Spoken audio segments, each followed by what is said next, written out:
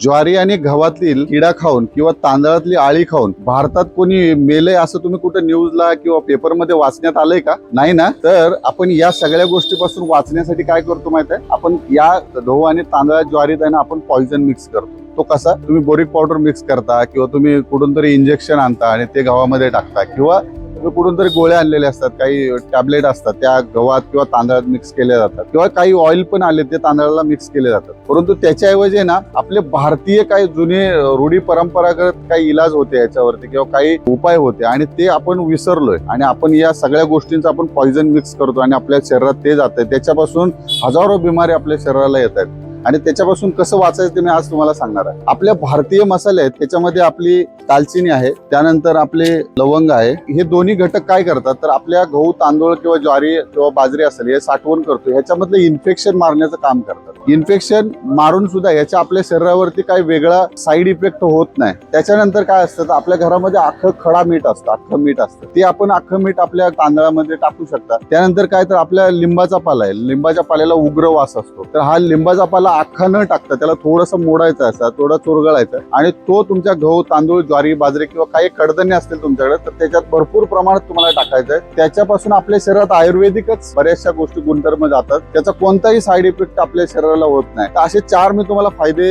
या सगळ्या गोष्टींचे सांगितले आणि ह्या 4ही गोष्टी आपल्या घरात आहेत किंवा घराच्या आसपास आहेत. आपण त्या एकत्र करायचे तर आपल्या ह्या साठवण केलेल्या गहू तांदूळ आपल्या मायमाटमध्ये आताच आपल्याकडे तांदूळ महोत्सव झाला, याच्यातून बऱ्याचशा लोकांनी आमच्याकडून तांदूळ नेले, तर त्या लोकांना आम्ही सगळ्या गोष्टी सांगितल्या. परंतु या व्हिडिओच्या माध्यमातून मी तुम्हाला या सगळ्या गोष्टी का सांगतोय कारण आपण बोरिक पावडर वापरतोय, आपण कुठले तरी टॅबलेट वापरतोय, कुठले तरी इंजेक्शन वापरतोय, ते आपल्याला आता वापरायचे नाही. तर आपल्या घरातले हेच उपाय वापरायचे आणि आपलं घर संरक्षित करायचं, आपल्याला या होणाऱ्या आजारांपासून सुरक्षित राहायचंय. तर आपल्याला या गोष्टींचा उपाय करायचा आहे. मग तुम्ही पण तयार राहा या सगळ्यांचे साठवण करण्यासाठी. आपल्याकडे सुरू होतोय उन्हाळी महोत्सव, त्याच्यामध्ये नवीन गहू नवीन ज्वारी किंवा नवीन डाळी येत आहेत आणि त्याचा होतोय सुरू उन्हाळी महोत्सव. मग तयार आहात ना? येत आहे ना? यावंच लागतंय.